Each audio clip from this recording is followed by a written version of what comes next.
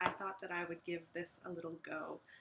As I was typing things up, I thought, hey, they want to see me on video, and I have some things to say, and I'm much better at saying them and articulating verbally than I am with typing things out. So Sean had asked me to recap a little bit about our meeting yesterday, and I've kind of been sitting here jotting some notes. And the biggest thing that comes up for me, and really what we focused on yesterday, was the empowerment piece and how we come from a angle that's not rigid, that's not built on a hierarchy approach, not built around a dogmatic way of eating.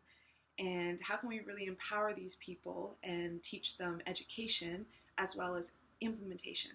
And where I found that Vancouver Real and Beyond Nourished really were speaking the same language was on the integration piece and this idea of building habits and making it a daily practice, and then taking those daily practices and making them a lifelong practice. And in that, you get small results and you get massive results. And I am so excited to be a part of something like that because that's where we've really seen the biggest change. When I started Beyond Nourish, I was teaching 3-hour workshops, and I was traveling through Saskatchewan and Alberta and BC and running 3-hour workshops where we taught people 7 or 8 new staple recipes. And it was good. People would come in, they would love the taste of the food, they might go home and remake them. We get emails every now and then of people saying, that they still make these little recipes here and there. But where we started to see profound change was when we could hold those people's hands, teach them the same recipes, but then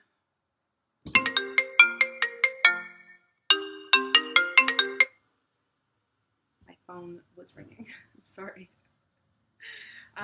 Teach them the same recipes, but then hold their hand and implement them. So as the stuff and their life started to come up, we would get to address the problem and the mindset around why they're not currently doing the things that most of the people already know how to do.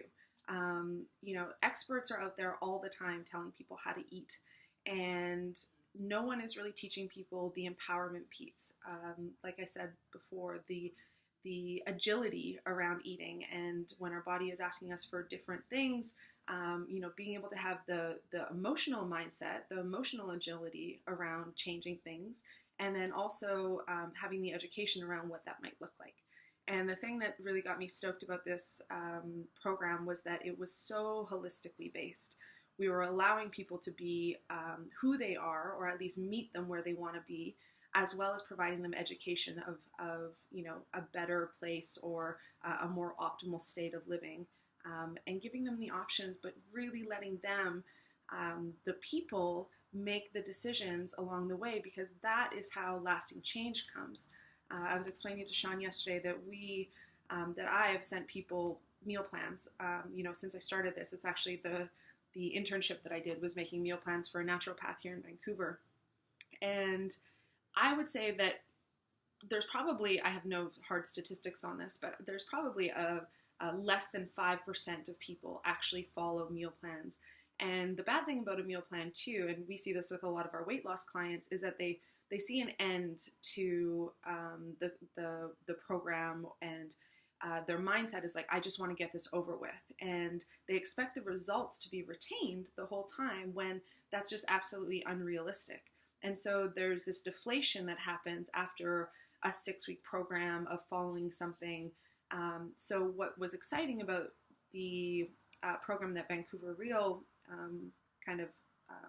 this project, the app, is that it's all about the habit forming. And even if they took just a handful of these pieces, it wasn't this strict something that they're following. It's more of the lifelong piece that's going to get them bigger results, and something that they can go back to for accountability time and time again, which is such a big piece of what we do. I was saying to Sean last night, I now have about 7 women messaging me every night just to say that they've completed their tasks for the day.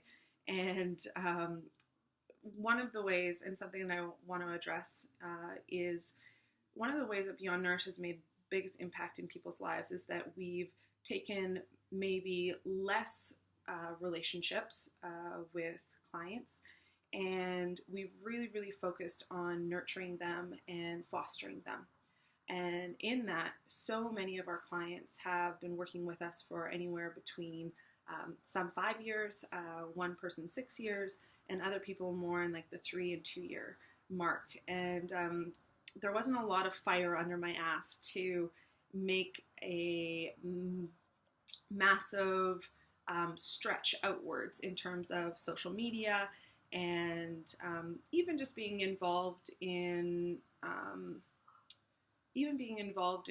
kind of community stuff until the last 2 years when we started to sell retreats, which really kind of got me, made me show up in a different way and started to sit on panels and do different talks around town.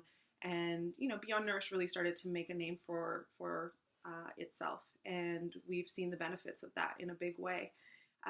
But I spent 4 years before that really having all of my needs be met as a solo entrepreneur or having one assistant, and really getting to see profound change and lasting change with a lot of our clients. And, they would come back for little repeat touch-ups here and there. A lady just called a couple days ago, and she worked with us 4 years ago and is ready to learn a couple more handful of recipes. And the reason that I got into what I do is because I keep seeing women pass on recipes. And I think that instead of flavor being the most important part of the passing on process, it should really be health focused. So what I've done in whether it be cooking for people or educating people or teaching them how to cook, it's always making food taste freaking delicious.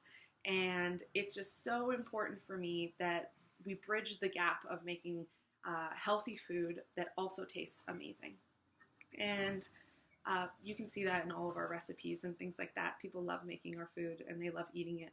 And that's kind of why Beyond Nourish has the two faucets that it does. We love preparing things, and we understand that life is busy, and catering for people's retreats or events or staff is incredibly important to us. And at the end of the day, we're in the business of empowering people, but also taking care of them.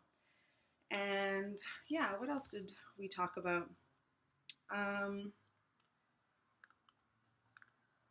The other thing that I loved about the concept behind Vancouver Real is that we were speaking a similar language in the beginning around bridging the gap of these online programs, which can feel very, very sterile, and bridging them with something that felt very real life. And I love that the coaching app is being developed because it really does help bring some realness into this. And it's something that I've been thinking about for a long time, and something that I was telling Sean that we do with our past participants in our retreats and a lot of people that sign up for our programs is we're always finding ways to make things so tangible and remind them that this is a real life thing, and we see them and we hear them.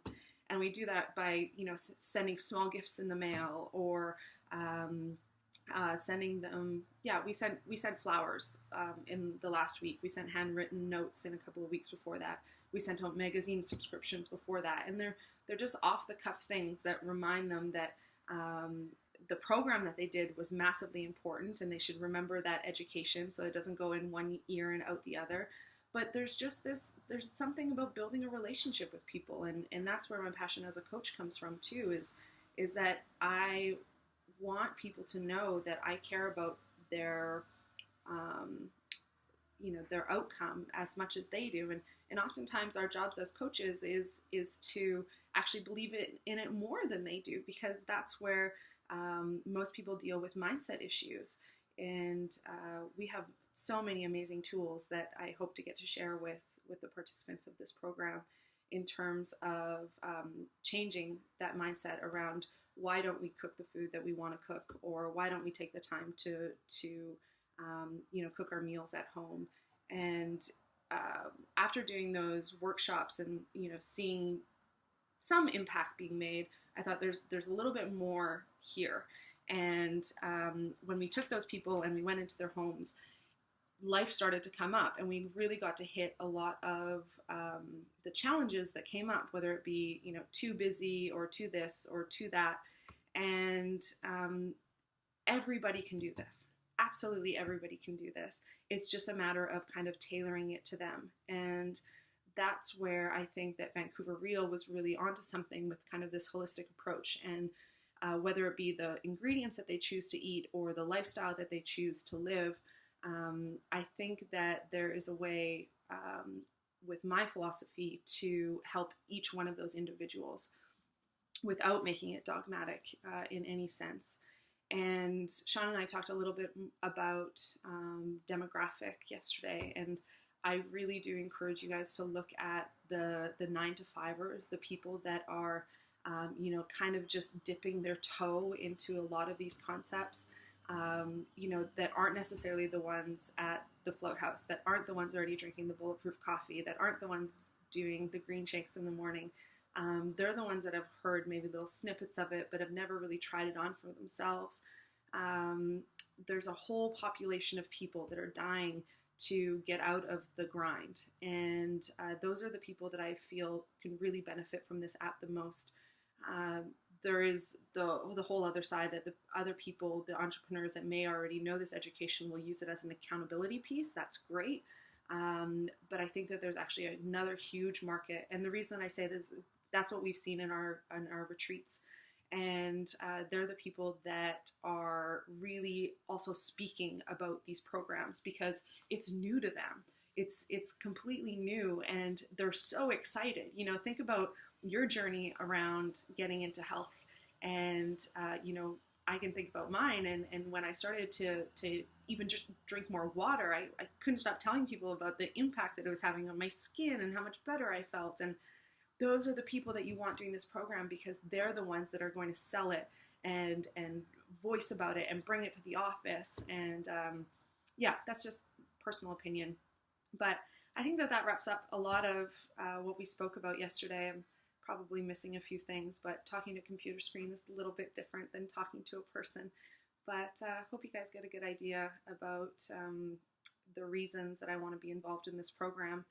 And I'll be sending over a couple more things and look forward to hearing from you soon. Have a good day.